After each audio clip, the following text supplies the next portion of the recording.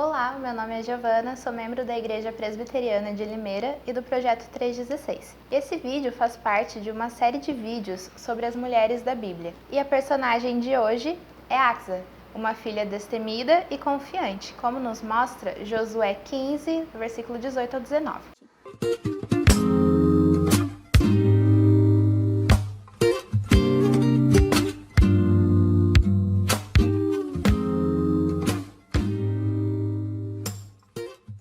Quando Axa se casou com Otoniel, ela insistiu para que ele pedisse um campo ao pai dela. Assim que ela desceu do jumento, Caleb lhe perguntou: "O que você quer?"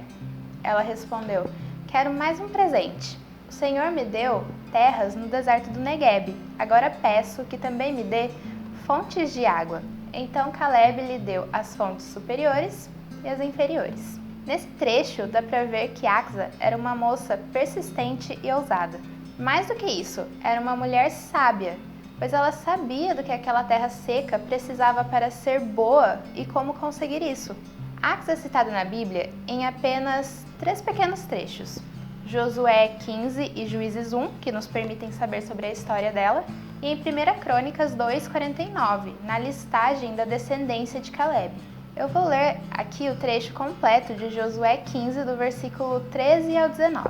Conforme a ordem dada pelo Senhor, Josué deu a Caleb, filho de Jefoné, uma porção de terra em Judá, que foi Quiriate-Arba, isto é, Hebrom. Arba era antepassado de Enaque. Caleb expulsou de Hebrom os 3 Enaquins, Sesai, Aimã e Talmai, descendentes de Enaque. Dali avançou contra o povo de Debir, anteriormente chamada Quiriate-Sefer. E Caleb disse: "Darei minha filha Axa por mulher ao homem que atacar e conquistar Quiriate-Sefer." Otoniel, filho de Kenaz, irmão de Caleb, a conquistou.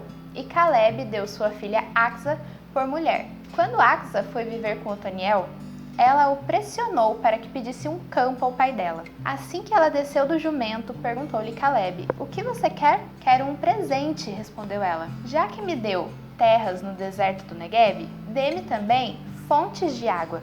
Então Caleb lhe deu as fontes superiores e as inferiores. Este trecho fala sobre Caleb, o pai de Axa. Vocês se lembram de quem foi ele? Se lembram que quando o povo israelita saiu do Egito, eles ficaram andando pelo deserto por 40 anos, né? Mas por que eles passaram todo esse tempo no deserto? Porque quando Deus mandou que Moisés enviasse espias para Canaã, dos 12 enviados, apenas 2 voltaram com fé de que Deus os ajudaria a batalhar e vencer o povo daquela rica terra, para que eles habitassem ali. E esses 2 espias de grande fé foram Josué e Caleb. No início do texto de Números 13, vemos que os homens enviados eram os líderes de cada uma das 12 tribos. Caleb era o líder da tribo de Judá. E não apenas isto, ele era um grande guerreiro também, porque quando foi conquistar a sua parte na herança, expulsou os gigantes que habitavam naquela terra, como a gente leu em Josué. As terras que faziam parte da sua herança são chamadas na Bíblia e até hoje de Hebrom. Lá tem uma cadeia de montanhas bem extensa, e essas montanhas fazem uma divisão entre a terra fértil e a desértica, que é o deserto da Judéia, porque essas montanhas barram as nuvens de chuva que nascem no mar Mediterrâneo.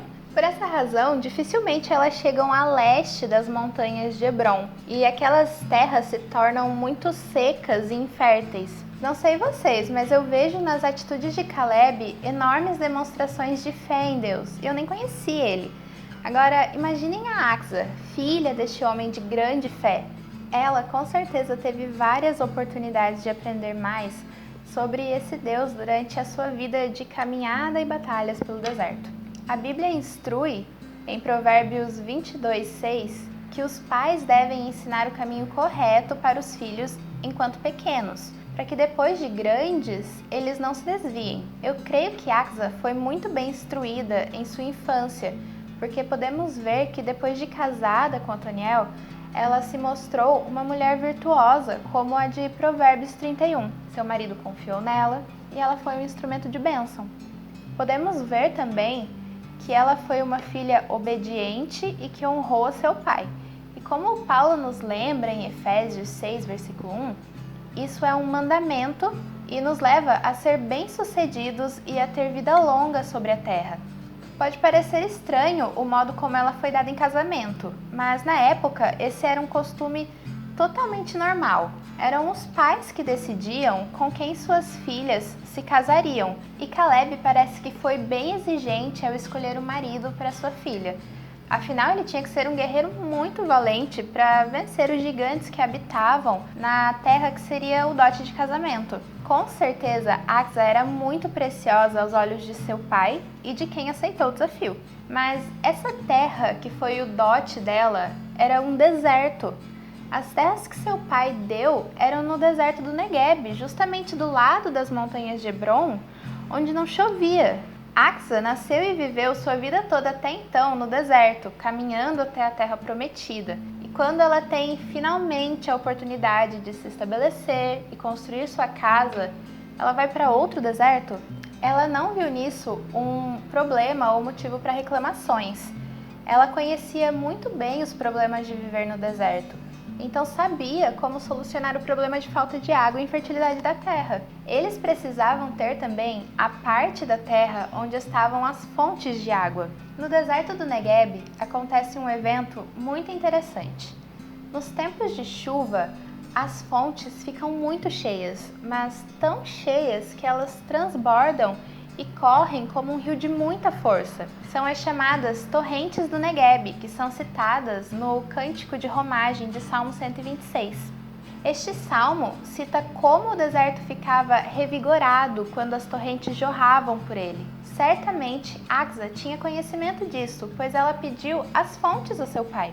Vocês conseguem perceber aqui como essa moça confiava em seu pai e ele nela? Axa confiava que ele queria o melhor para ela sempre, por isso foi destemida em pedir por mais terras. E seu pai confiava nela, pois ele não deu apenas uma das fontes, mas duas.